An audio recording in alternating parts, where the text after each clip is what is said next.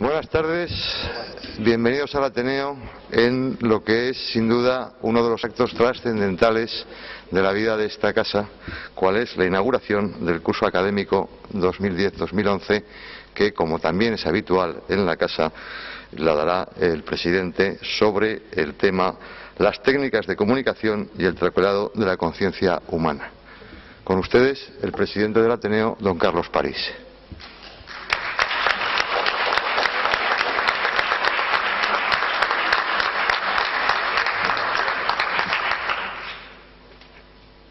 Muchas gracias por este cordial saludo y muy buenas tardes.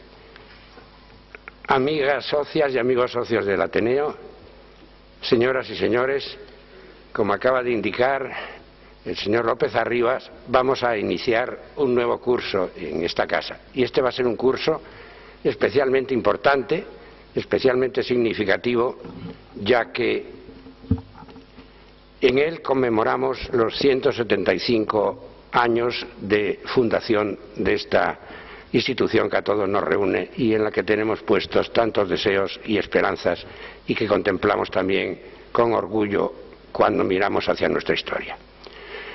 Como acaba de ser anunciado, el tema que he escogido para esta noche se refiere a las técnicas de comunicación o los métodos de comunicación y el troquelado de la conciencia humana.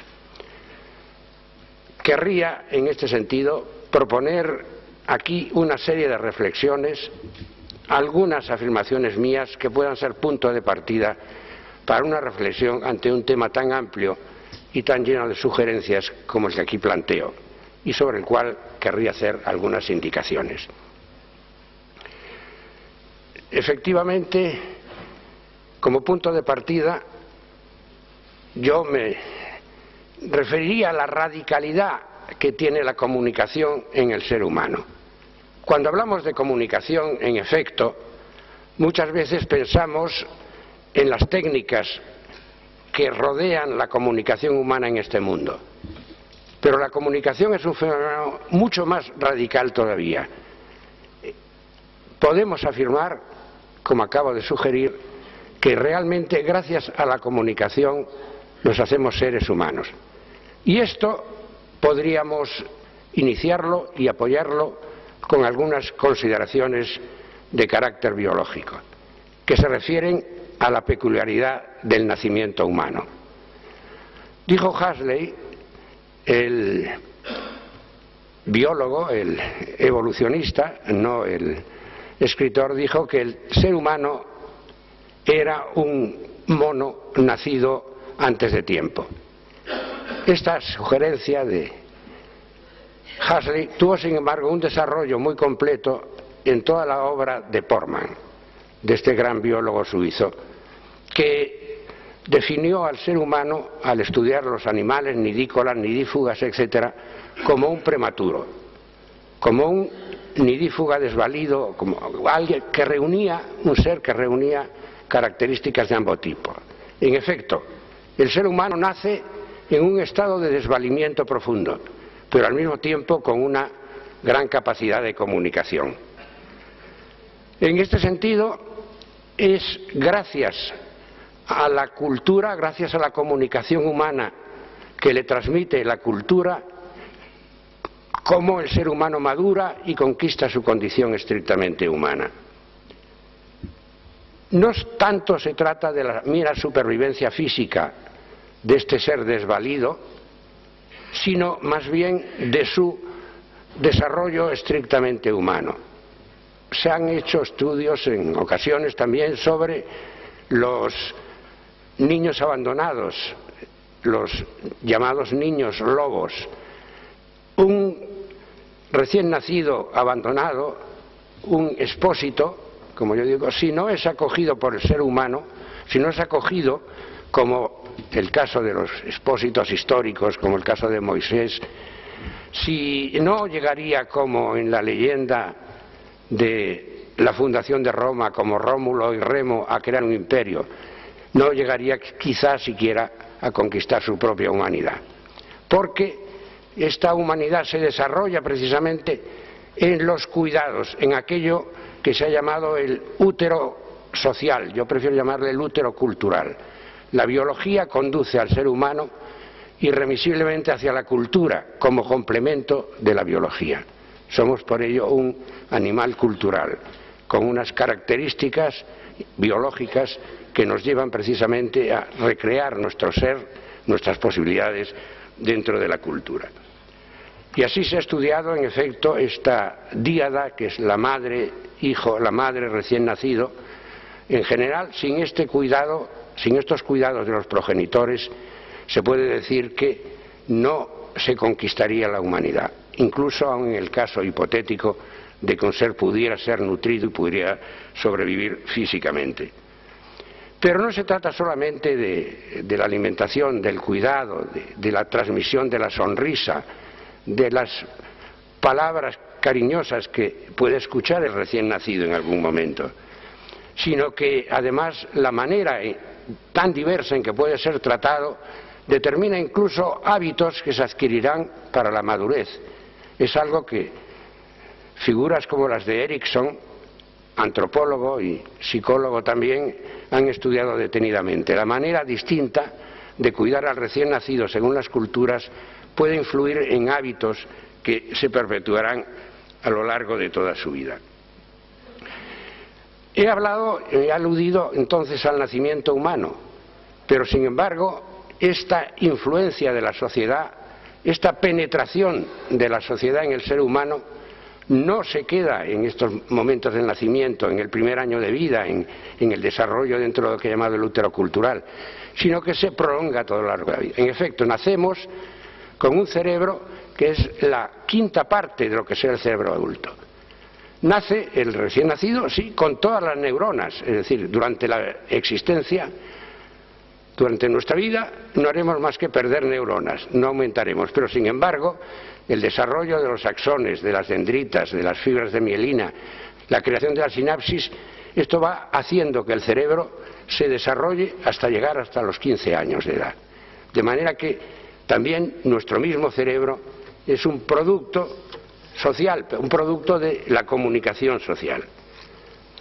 Y me parece importante insistir en esta significación, en este carácter decisivo que tiene la comunicación corporal, porque, como al principio sugería, cuando hablamos de comunicación pensamos en toda la tecnología que nos rodea y nos olvidamos de la importancia que esta comunicación corporal tiene, no solamente en el nacimiento, no solamente en la maduración, sino todo a lo largo de la vida. Nos comunicamos a través de la presencia física, a través de los gestos. Yo aquí me permitiría recordar un libro, en este sentido, muy gráfico, sobre el lenguaje corporal, de Desmond Morris, el autor de otro libro también muy difundido, que es El mono desnudo. Y cómo aquí se analizan todas las actitudes corporales, y esto además lo saben hoy día muy bien los psicólogos, lo conocen también los sociólogos, los comentaristas de las apariciones de un personaje en público, que tratan de adivinar lo que se revela a través de los mismos gestos corporales. Pero naturalmente a la comunicación corporal se sobrepone el lenguaje, la gran conquista que es el lenguaje, que se va desarrollando también a lo largo de la evolución biológica a través de formas muy diversas de comunicación, a través de lenguajes muy distintos, desde el danza de las abejas hasta llegar al lenguaje humano de doble articulación, el lenguaje que nos permite entonces el desarrollar un pensamiento abstracto y comunicar este pensamiento abstracto y discutirlo y dialogar en lugares como esta docta casa, que debe ser centro precisamente de diálogo, de debate y de apertura a toda clase de opiniones. Se crea así lo que podemos llamar la logosfera.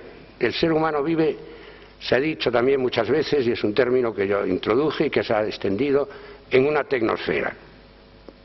La biosfera ha recibido una sobreinformación a través de la técnica, las mismas técnicas animales, pero sobre todo a través de la técnica humana, que es la tecnosfera. Y hoy día uno de los grandes problemas de nuestro tiempo es precisamente en qué manera esta tecnosfera, dirigida de una manera errónea por intereses puramente económicos o por intereses de dominio, está deteriorando la biosfera y poniendo en riesgo el futuro de la humanidad. Pero además de esta tecnosfera tenemos también una logosfera, es el mundo de los lenguajes en que vivimos. Este mundo que ya hemos visto cómo se iniciaba en la existencia del recién nacido, cómo se iba desarrollando a lo largo de la adolescencia, este mundo que nos rodea en todo momento y que es el mundo del lenguaje. Ahora bien, el lenguaje hablado es, junto a la presencia corporal, un medio de comunicación decisivo, enriquecedor, pero tiene evidentemente unos límites muy precisos. Requiere la simultaneidad en el espacio y en el tiempo de aquellos que se comunican. Y el ser humano, sin embargo, aspira a ir más allá del horizonte inmediato de su vida. El ser humano mira hacia el futuro, el ser humano mira también hacia el pasado, el ser humano mira hacia paisajes distantes. El espacio y el tiempo son como una prisión sobre el ser humano. El ser humano aspira a una dilatación y esto es precisamente uno de los motivos. Aquí puedo recordar a Unamuno, al que fue presidente de esta casa y sobre quien también tendré ocasión de coloquiar en las conmemoraciones del 175 aniversario. Este era el motivo de angustia, y cuando decía Unamuno que querríamos ser de todos los tiempos, de todas las edades y de todos los espacios. El yo se angustia al sentirse clausurado, encerrado, y el yo aspira a ir más lejos. Y aquí así surge el esfuerzo de comunicar más allá de la presencia inmediata, más allá de la comunicación corporal y más allá del diálogo de carácter inmediato. Y así es como surgió esta gran revolución que fue la revolución de la escritura. La escritura permite entonces enviar mensajes a personas que no están presentes, a seres que incluso estarán separados del emisor del mensaje, del autor del mensaje, por siglos enteros. Y a este le permite recuperar aquello que fue una voluntad, aquella como el náufrago que arroja una botella al océano esperando que alguien la reciba. Así son los mensajes escritos que envía un autor a la humanidad futura o a la humanidad distante en aquellos momentos. Pero esta forma de comunicación entonces supone una transformación también del yo, de la conciencia, supone una transformación radical. Una transformación de la conciencia, y es que en efecto, cuando se habla de historia, se piensa normalmente en los grandes acontecimientos, en los grandes personajes, al sumo en los grandes inventos, en el desarrollo de la ciencia o de la tecnología. Se olvida, como también Unamuno subrayaba, la existencia callada de las multitudes, de las mujeres y de los hombres que hacen su existencia y que constituyen la intrahistoria. Ciertamente. Pero se han ido introduciendo enriquecimientos entonces en la concepción de la historia. Se ha escrito, por ejemplo, ya una historia del morir. La manera de morir los seres humanos va cambiando a lo largo del tiempo, la manera en que se enfrenta la idea de la muerte e incluso el momento de la muerte misma. Pues de la misma manera hay una historia de la conciencia. Entre la conciencia de un ser que vive en una comunidad primitiva y la conciencia angustiada del existencialista o de Unamuno, a quien yo me refería antes, que siente la angustia del yo, que siente la angustia de la finitud, se extiende un largo recorrido histórico, un proceso extraordinariamente complejo. Y claro, cuando surge la escritura, entonces hay un fortalecimiento del ego, un fortalecimiento del yo, porque el escribir y el leer son actitudes solitarias. Así como los mitos se recibían colectivamente, se interpretaban en los ritos también colectivamente, ahora nos encontramos con que los mensajes son transmitidos y recibidos en soledad. Entonces el ego se despega de lo que es la comunidad tribal, se encuentra a sí mismo de alguna manera. Esto ya de alguna manera ocurre también con la misma técnica. También la técnica nos separa de alguna manera del mundo, se sobrepone al mundo. Como decía Marx en los manuscritos económicos filosóficos, el animal es uno con su acción, en cambio el hombre es consciente y dirige su propia acción. La técnica, entonces, en la medida en que actuamos sobre el mundo, nos permite también sentir el ego como algo de carácter activo, algo que desarrolla una acción en torno al mundo. Pero yo diría que todavía en la comunicación, en la escritura y en la lectura, esto aparece todavía más intensamente acusado. Pero claro, no podemos hablar de la escritura y de la lectura de una manera uniforme, como si desde que aparecieron los primeros intentos, los primeros esbozos de escritura hasta nuestros tiempos no hubiera habido cambios. La escritura ha tenido una profunda evolución que también ha determinado una evolución de la conciencia consecuente con ella misma. Y en este sentido yo propondría que apreciáramos dos aspectos de la escritura, uno que podríamos considerar en términos actuales como el software, es decir, la manera con que organizamos el mensaje, la manera con que elegimos los signos y luego la articulación de los signos en el mensaje, que sería algo equivalente a lo que ahora llamamos software, y luego el hardware, que es el material en el cual nosotros imprimimos el mensaje y los instrumentos con los cuales este mensaje queda impreso. Y esto tendrá importantes consecuencias, como decía antes, también en la evolución de la conciencia. Desde el punto de vista de lo que he llamado impropiamente software, pero quizá de una manera orientativa, quede claro, desde este punto de vista tenemos una larga evolución en toda la escritura, desde la escritura ideográfica a la escritura silábica hasta llegar a la escritura alfabética, y realmente esta evolución es importante porque cuando se llega a la escritura alfabética, entonces el mensaje es objetivo, el mensaje es claro, el mensaje se revela a cualquier lector, cosa que no ocurre en otros tipos de escritura que requieren un intérprete, o que son escrituras minoritarias, como por ejemplo pues, la escritura que se manejó en China también como un instrumento para formar una clase dominante, una clase dirigente, hasta que llegó la Revolución China, una escritura difícil que llevaba años el poder asimilar. En cambio, la escritura alfabética, en Grecia, a partir de Grecia, la escritura alfabética nos da un mensaje claro, y entonces la figura del intérprete, del hermeneuta, se hace innecesaria. La escritura se hace algo democrático. Claro que, de todas maneras, el control de la escritura no desaparecerá por ello, porque, como todo medio de comunicación, el poder vendrá inmediatamente sobre la escritura y todos podemos, en efecto, recordar cómo la escritura ha sido también objeto de un control. Ahora bien, desde el punto de vista del hardware, también es interesante la evolución que experimenta la escritura, desde la piedra a través de las tablillas, del papiro, del pergamino, hasta llegar al papel. Y aquí también esto influirá poderosamente en la creación de un producto que va a tener una gran importancia en la historia humana y que es el libro.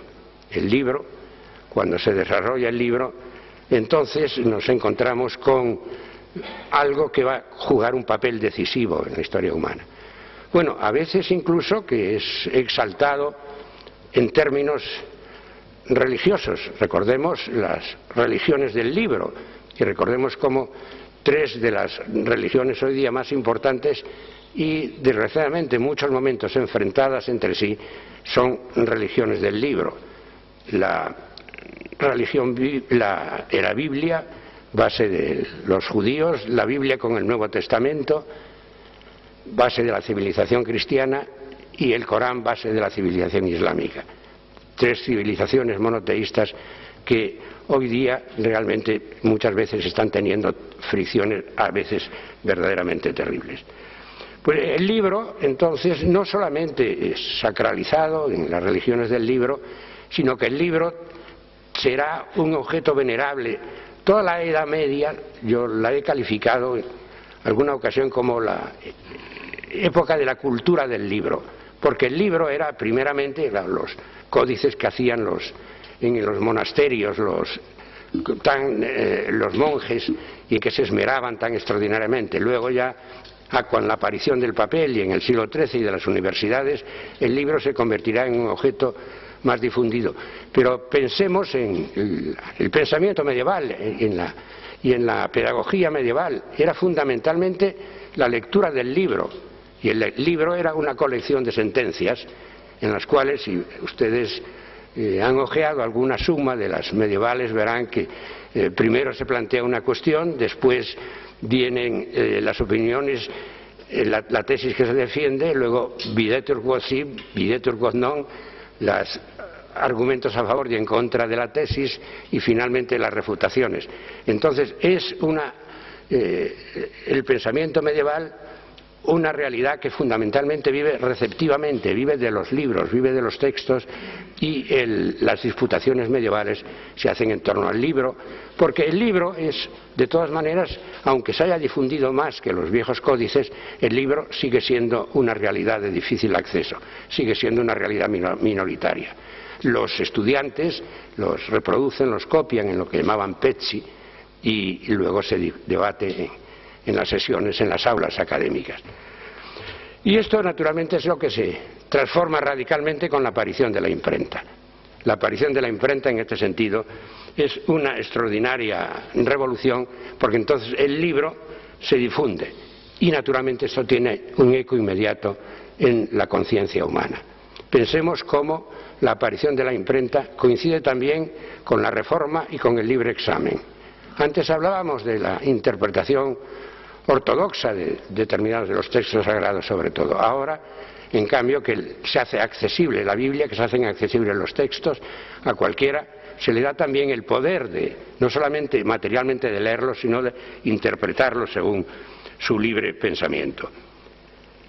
Se rompe de toda manera las estructuras de carácter jerárquico y aparecerá un fenómeno que es muy importante en toda la época moderna, la emergencia intensa del individualismo. El individualismo, naturalmente, se ha ido gestando a lo largo de la historia. Podemos ver estos rasgos de individualismo, como ya he comentado antes, en muchos momentos, desde la técnica hasta la escritura, etcétera. Pero ahora el individualismo será una característica muy peculiar de todo el mundo moderno. La aparición del ego.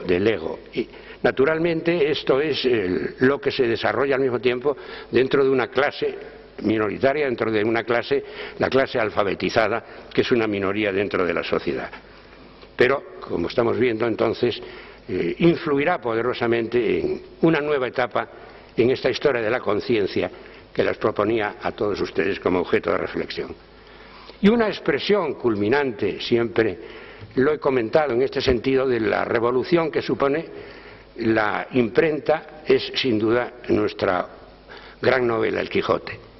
La visión de una persona que queda tan absorbida por el mundo de la lectura, de múltiples lecturas de todos los libros de caballerías, que pierde el sentido de la realidad, es algo que no hubiera tenido sentido en otra época. Ahora, Cervantes, dentro de la riqueza inagotable de mensajes que tiene El Quijote, uno de ellos es precisamente el haber visto el efecto que tiene sobre la conciencia humana y haberlo llevado al paroxismo, este efecto de la soledad creadora del lector.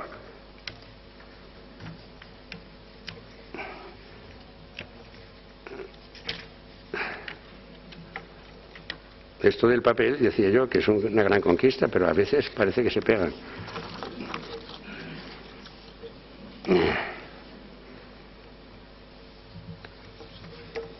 Con toda esta situación a la cual, en este recorrido, que ustedes me perdonarán que hagamos de una manera tan rápida como una especie de vuelo aéreo sobre la historia de la comunicación, pero que ante todo lo que quiere es proponer algunos puntos de partida para las reflexiones de todos nosotros.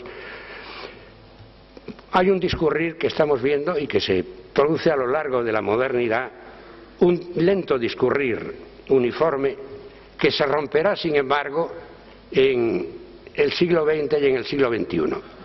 Y se romperá a consecuencia de los desarrollos que va a tener la ciencia y la tecnología en el siglo XIX. En efecto, en el siglo XIX, la física, que había estado fundamentalmente guiada por categorías mecanicistas y que la mecánica era su parte principal, la mecánica newtoniana, por ejemplo, la física va a descubrir nuevos territorios, la termodinámica, pero sobre todo, el que aquí nos interesa más, son los campos electromagnéticos. Los campos electromagnéticos descubren un nuevo horizonte que posibilitará precisamente desarrollos tecnológicos hasta entonces impensables. La localización y el aislamiento de las entidades mecánicas se pierde ahora en la teoría del campo, y esto permitirá abrir entonces comunicaciones que saltan por encima del espacio y del tiempo. Y otros desarrollos son de carácter técnico, más bien, como es los que realizan Edison o los hermanos Lumière, que conducirán a la formación de la fotografía, a la invención de la fotografía y después, posteriormente, del cine, la grabación, por lo tanto, de la imagen, la grabación de las imágenes, la grabación después del movimiento y la grabación también del sonido. Todo esto hará que entonces aparezca toda una realidad nueva. Antes hablaba de la logosfera, ahora nos encontramos con una realidad nueva que es este mundo audiovisual, no puramente visual ni puramente auditivo, este mundo que reúne lo auditivo y lo visual, con un mundo de imágenes audiovisuales que además son archivadas y que son transmitidas a través de las nuevas tecnologías. Y podemos decir que además, teniendo en cuenta los instrumentos de que nos valemos, a la página como fuente de información, la página del libro, la página del periódico impreso, ahora sustituye de alguna manera o tiende a reemplazar, espero que no la sustituya, la pantalla. El poder de este nuevo mundo, de las imágenes audiovisuales, es verdaderamente extraordinario. Yo querría aquí, y muchas veces lo he hecho ya en mis escritos, recordar a Norbert Wiener, que es el creador de la cibernética y de quien partirá precisamente la última etapa, la revolución que se añade a la que estoy ahora comentando y que será la de las nuevas tecnologías, la última revolución que estamos viviendo en la comunicación.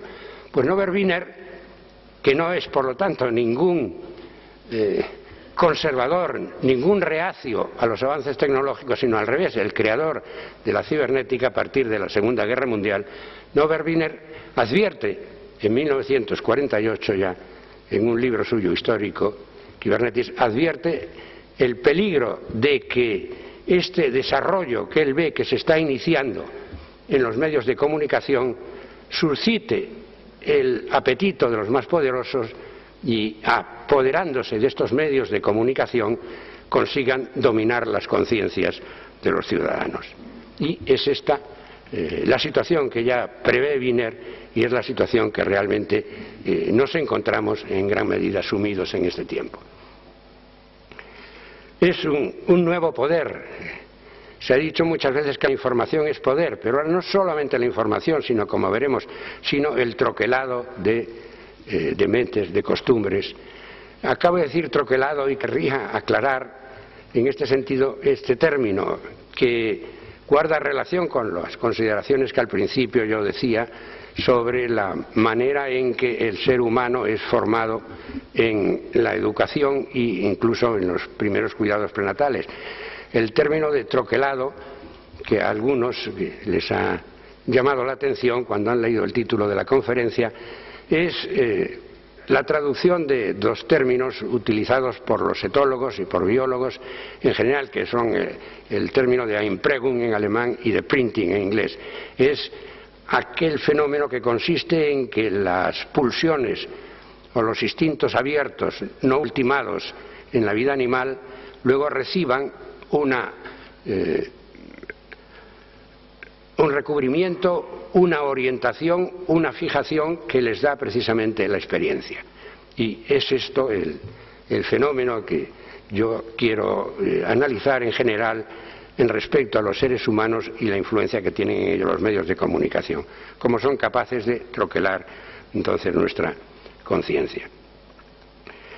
Y al hablar de los medios de comunicación que surgen ya en el siglo XIX, a finales del XIX, sobre todo, que se desarrollan tan enormemente en el siglo XX, yo querría hacer algunas precisiones de carácter tipológico.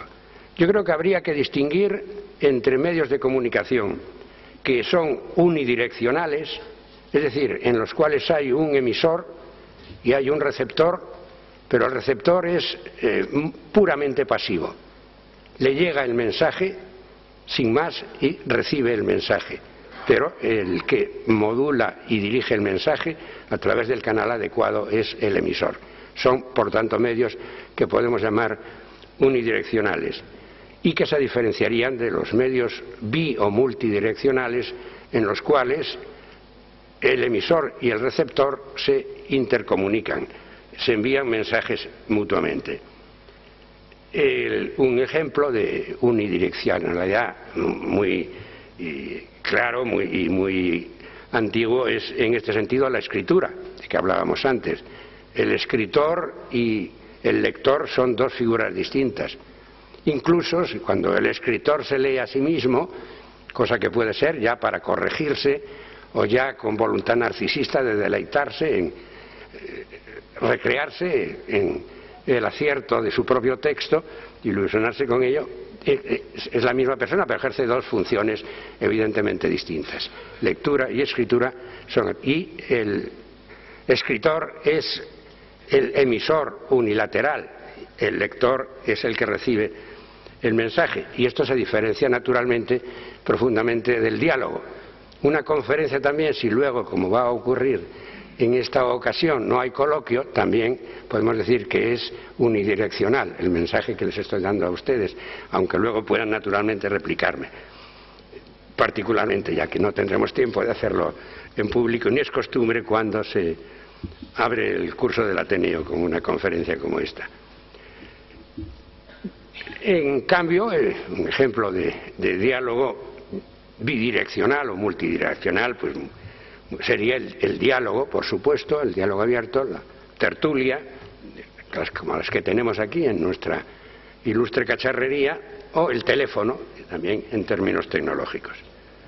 Pero dentro de los medios de comunicación unidireccionales, creo que convendría introducir todavía una matización, una diferencia importante. Porque hay medios unidireccionales que son antisimétricos, utilizando este término de asimétricos o antisimétricos, como se suele decir más bien en teoría de redes, y medios de comunicación unidireccionales que son simétricos.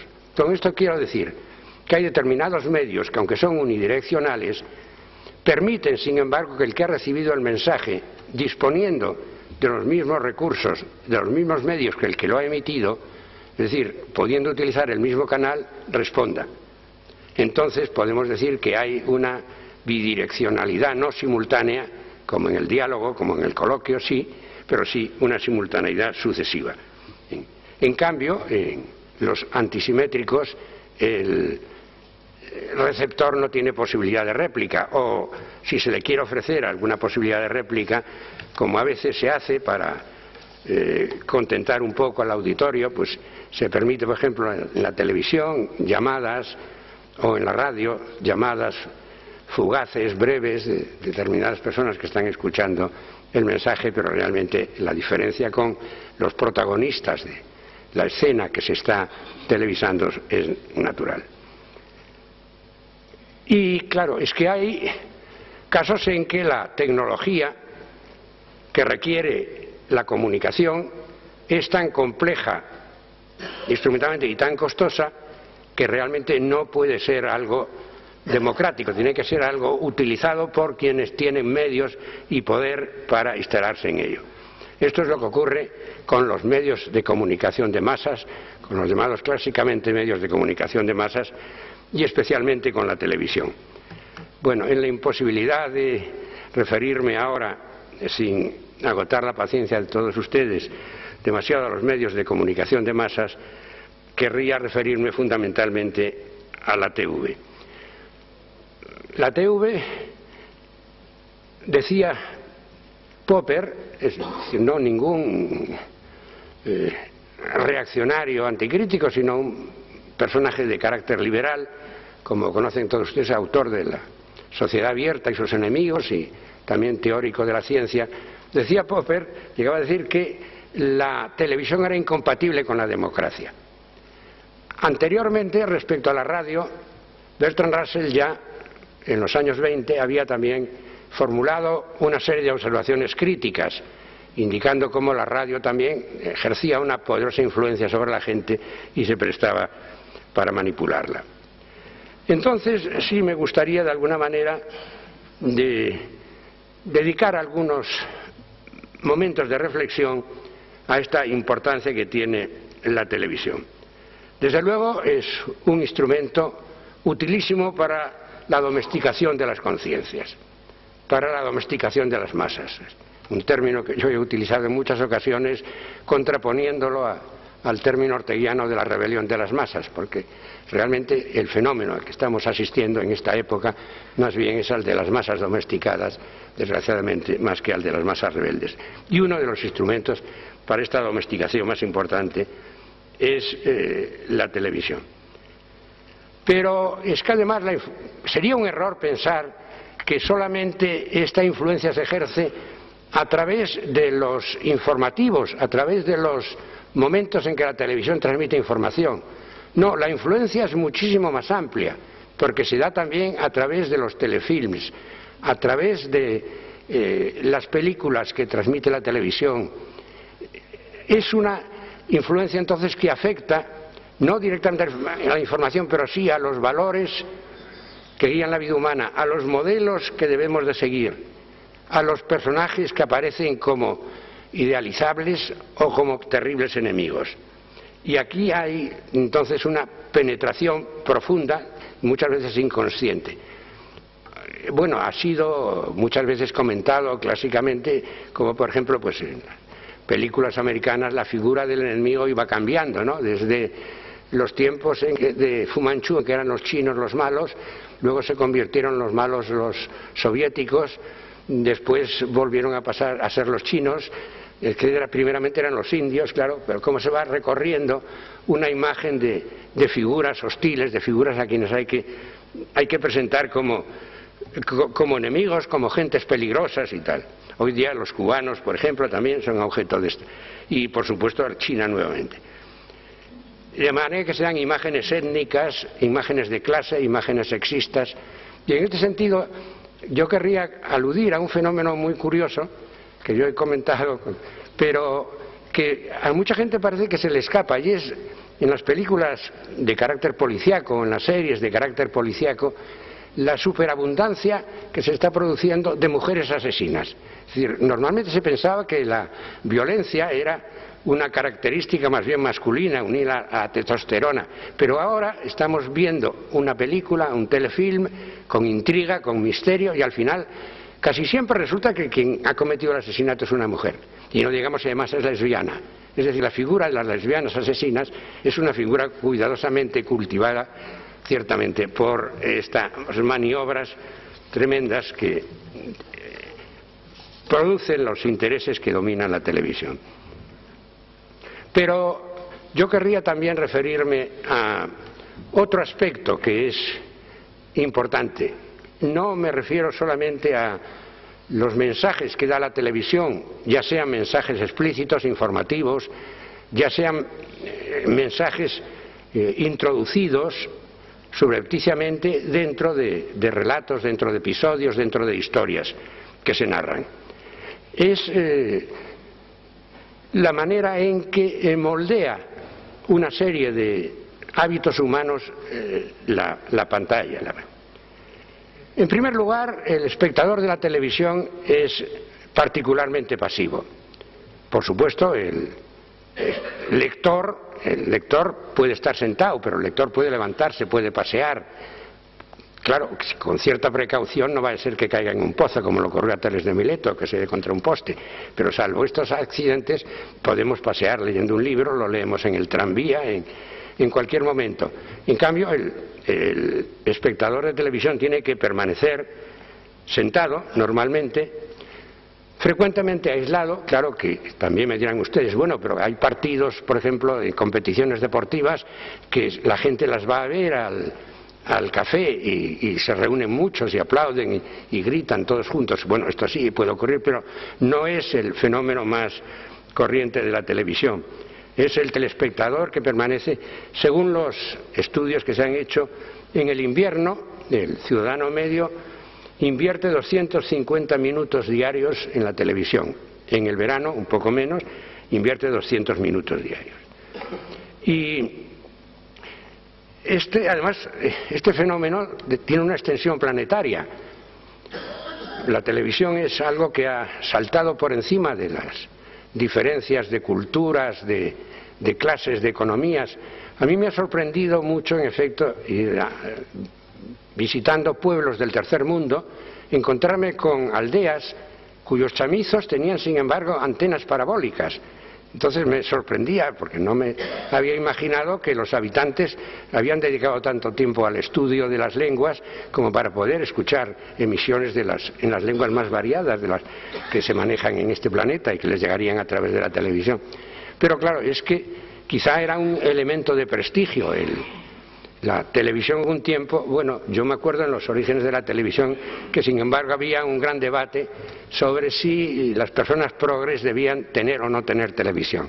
Desde luego la fuerza de la tecnología ha arrasado con semejantes prejuicios y hoy día todo el mundo tiene televisión. Pero yo me acuerdo todavía de un profesor de literatura que hacía gala, decía: yo ni tengo televisión ni tengo coche. Ninguna de estas, no estoy dominado por estas cosas como algunos que se las dan de progres y sin embargo tienen coche y tienen televisión.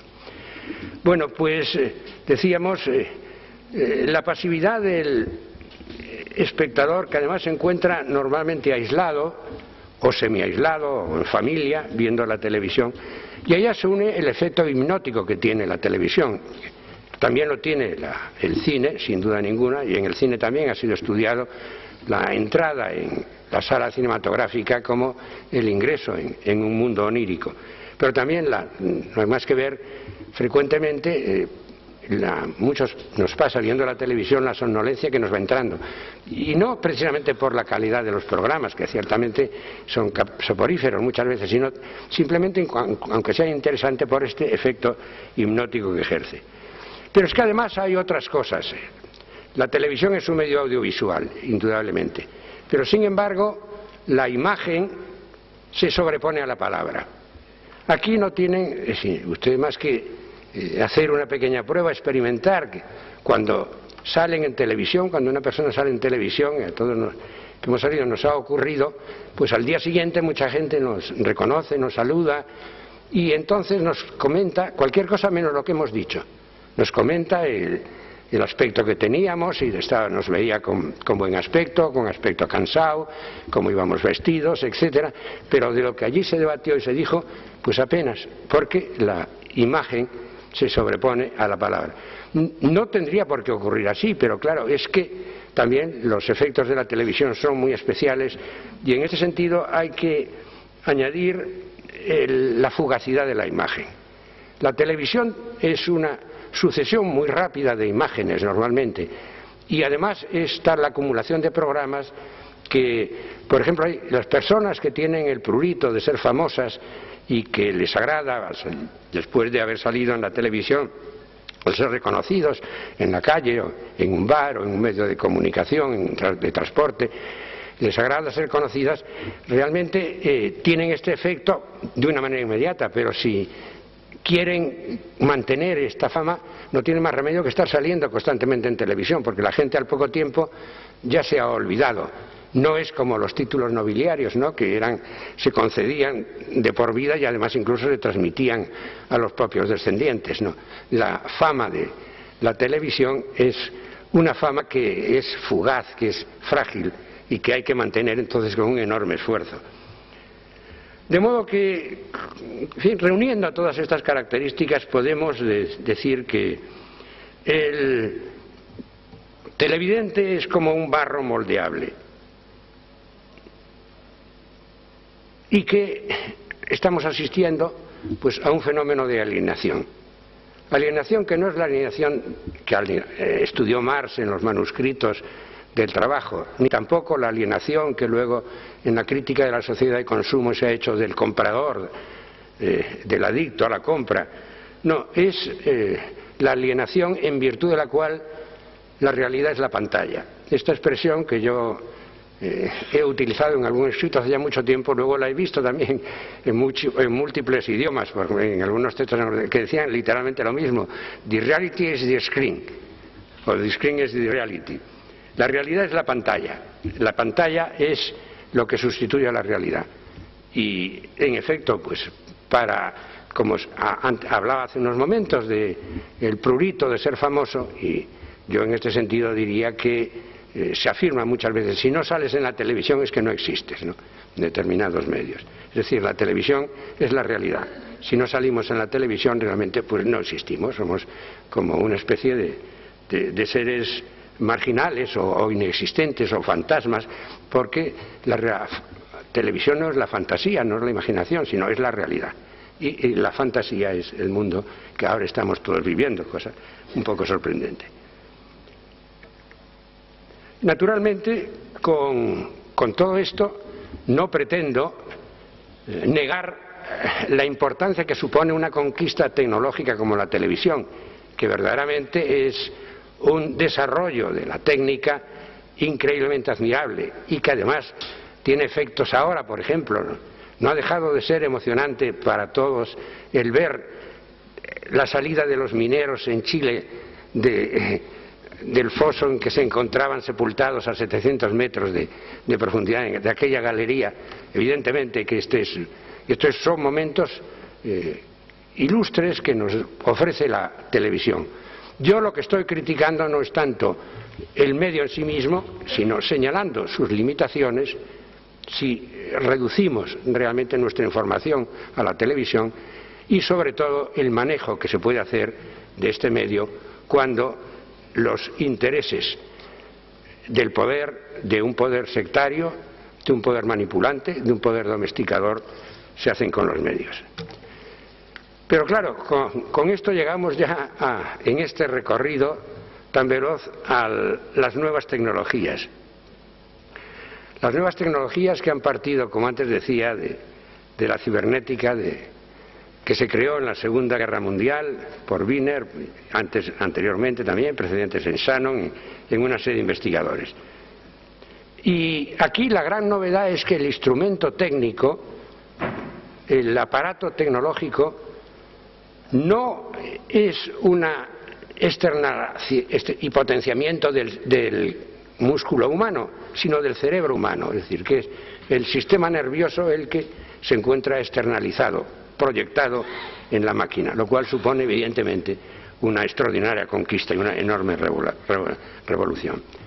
Y claro, si yo me refería antes a lo que supone la utilización de los medios unidireccionales y más poderosos sobre la conciencia, ahora nos encontramos con que se ha democratizado el medio que nos ofrece la red, es multidireccional, que está al servicio de múltiples usuarios. Esto ha hecho que algunos hayan depositado su confianza, su esperanza en estas nuevas tecnologías. Es el caso, por ejemplo, yo lo he leído en Toni Negri, que no puede ser tachado tampoco de ser ningún conservador, y Toni Negri piensa que cuando se llegue a una determinada masa crítica habrá como una transformación de la sociedad. Yo en este sentido no soy tan optimista, ni mucho menos.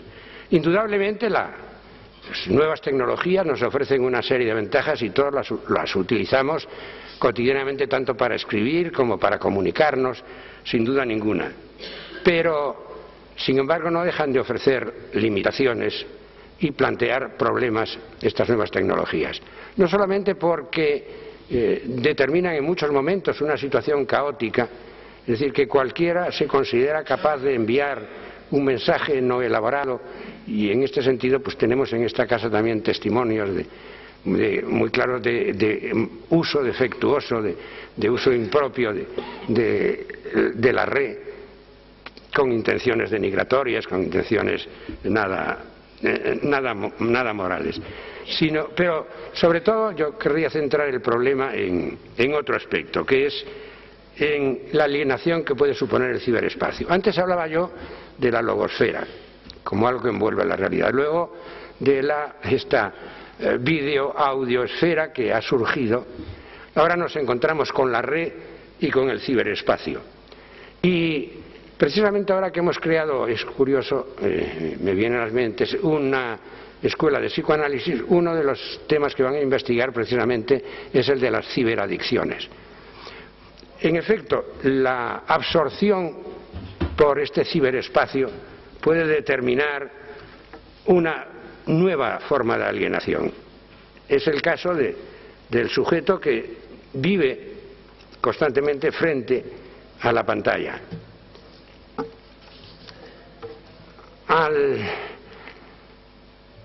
principio de la época moderna, en la iniciación del pensamiento moderno, Descartes escribió algo que siempre me ha llamado mucho la atención y me ha resultado un tanto divertido, cuando en las meditaciones dice: yo soy un ser que piensa y carece de extensión. La idea que tenía Descartes de que no tenía extensión, pues no me extraña entonces que fuera toda su vida soltero, ¿no? Porque cómo se comprende las relaciones con el otro sexo o con el mismo sexo si no se tiene extensión ninguna. Aquí se abre paso entonces lo que podríamos calificar como no solo el idealismo, sino incluso el angelismo de la época moderna. El olvido del cuerpo, el olvido de la materia. Pero ahora yo diría, para completar y ultimar estas reflexiones, que podrían algunos decir: no, yo soy un ser que piensa, porque además precisamente el pensamiento es lo que se encuentra un poco en crisis en estos tiempos. Pero diría: yo soy un ciberser que vive únicamente en la pantalla, que vive únicamente en la red.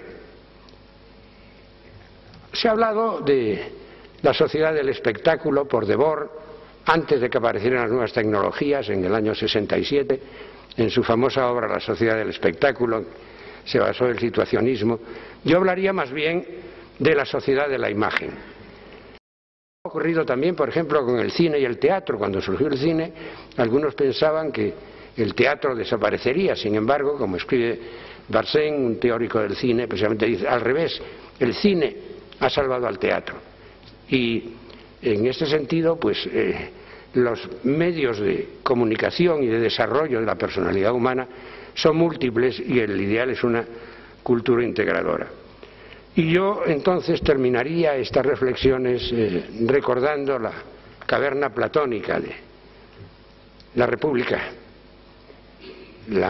el gran mito de Platón, en la cual, como todos ustedes saben, los prisioneros, que son los seres humanos, no perciben la realidad, sino solamente las sombras de la realidad.